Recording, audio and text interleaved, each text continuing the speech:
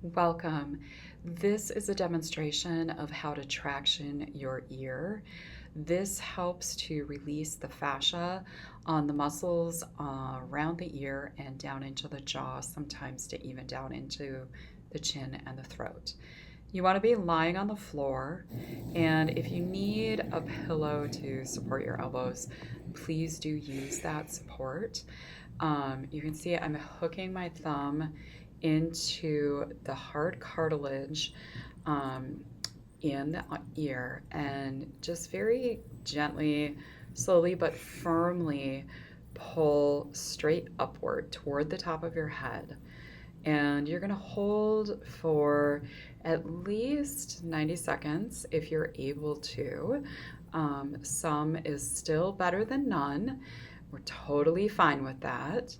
And then when you're ready to release, do it very slowly. All right. Thank you for joining.